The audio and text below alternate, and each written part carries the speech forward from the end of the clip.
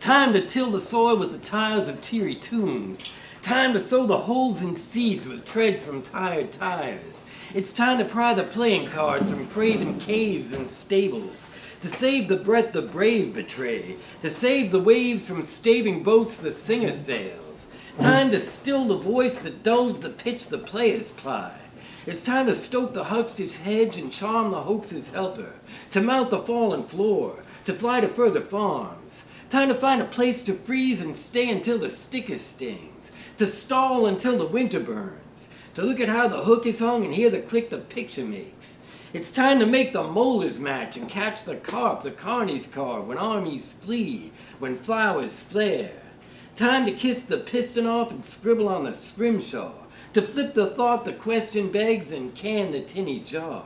I mean, think about the waterworks. Look at how the worm turns. Think of how the willows walk and look at how the blister breaks.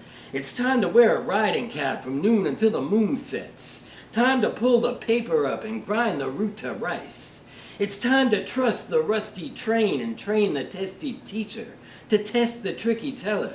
To tell the tale that tailors. Time to send the backdrop back and subdivide the bed frame. I mean, think of what the windows watch. Look at all the blinds.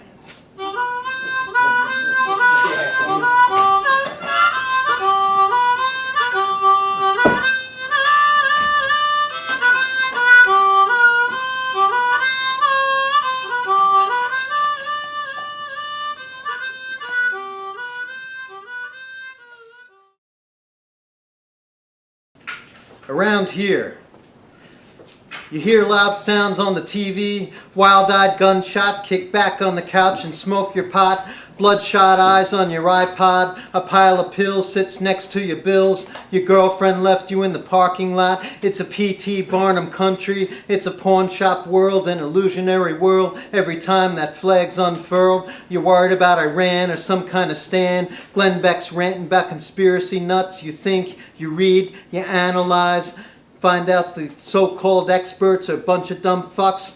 You can't afford a doctor, go to the airport, roll up to security, get a full report, free x-ray, breast exam, a whole panoply, mention Al-Qaeda, get a colonoscopy. When the money stops flowing to the man on the street, the blood starts flowing past the tips of your feet, you become so comfortably numb, wake up, listen to the tune of the First Nation people of Saskatoon. It's so simple, man. There's no magic wand. Do what they do in Saskatchewan. Go the way of Earth. Keep a healthy thirst for the truth. The truth.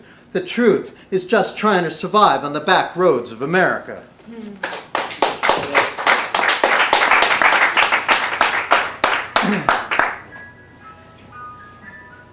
Exile on Inhumane Street.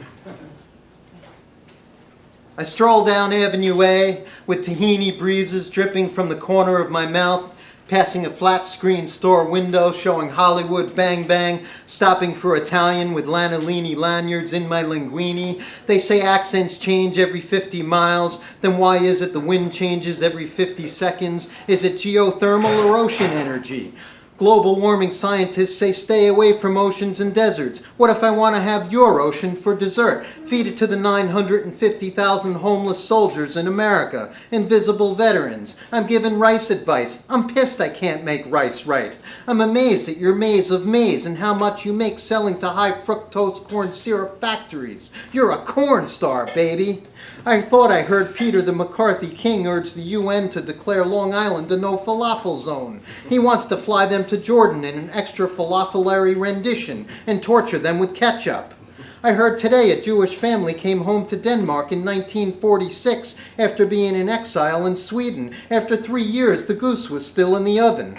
After 25 years, I'm still hanging out on these Lower East Side streets, chasing the ghost of Ginsburg, howling at the International Space Station, gliding toward orbital sunrise, wondering if the astronauts gave a standing ovation as they passed the soul of Johnny Cash in the cosmic heavens, even above my Vermont Green Mountain meditation stage. A rustle in the trailhead trees behind me, only to see some bloated old moose with stars in his eyes and stripes on his forehead, wiping blood from his lips after he's devoured my goose.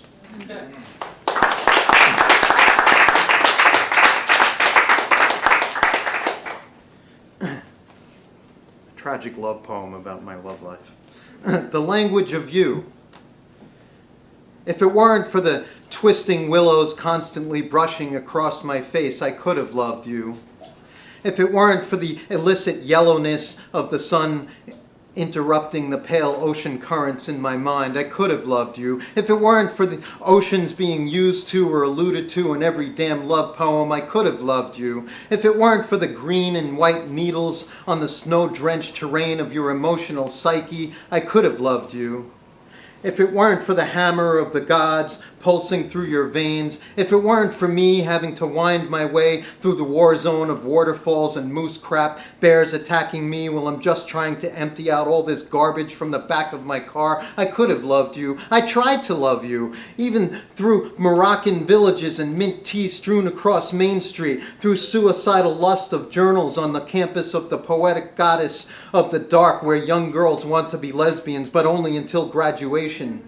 I tried to love you even through the barren fields of the Kali Gandaki River Valley, shaggy Mongolian ponies trying to knock me off mile-high cliffs just like you used to do to me with your stare, laughing at the yak shit on my shoe, wondering how it is I put these shorts on backwards. I remember you smirking at that half-blown-out ruin of a mountain on the Pacific, blasted apart from just a flick of your hair. I remember the shapeliness of your breasts. They melted entire continents. The Rockies reduced to one vast liquefied erogenous zone. I remember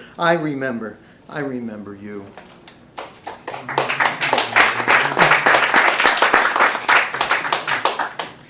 And to lighten things up a bit, this is Waitress. I drank you down in the Main Street Cafe. I could sense the warmth of your inner thighs as you served me shells from your searing seaside psyche. I couldn't ignore your blonde breath as it left the secret waters of your mischievous mouth and entered the outer consciousness of my inner Mongolia. I imagined you playing guitar for me, strumming my intestinal string theory to the 10th dimension of your smile. If you would only allow me to explore the first mile of your madness, I could be the chaos that waltzes into your womb with dancing star stuff to stand in the fires of your fears. For you to suck the very Milky Way from my cosmos with your thin, determined suburban lips would be to touch the tip of intensity of the coming solar flare. And if the entire world goes up in flames over the way you brush your hair from your face, I'll be sure to know just what to wear.